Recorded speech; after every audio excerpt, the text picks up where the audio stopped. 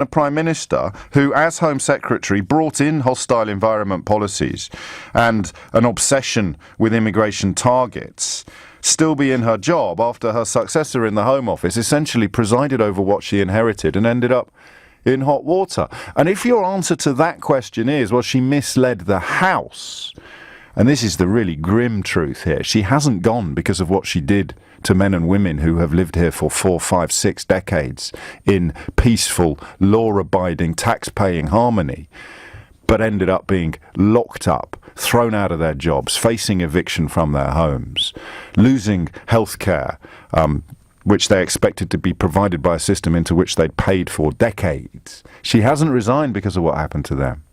Don't make that mistake. She has resigned solely and exclusively because she got busted completely lying to the House of Commons.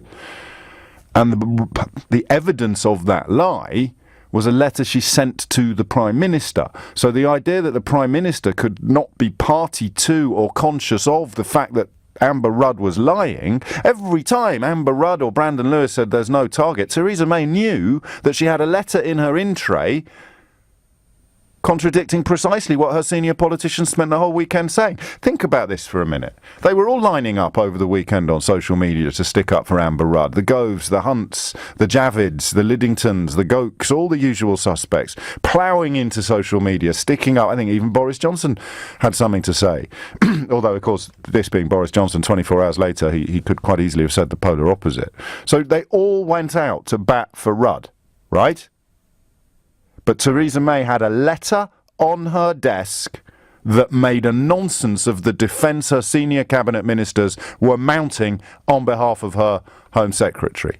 Have I got that right? 0345 6060973. The only thing that did for Rudd in the end was the existence of a letter that proved that she was lying, or at the very least demonstrating weapons-grade incompetence when she claimed that there weren't any targets for removals.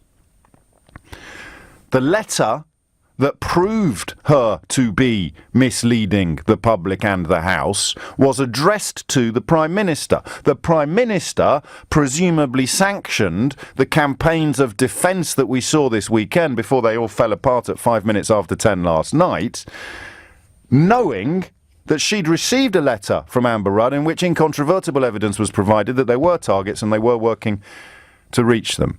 So this should be one of those mornings where you can leave your party politics at the door. Obviously, we don't live in a country where that's possible anymore. There'll be some people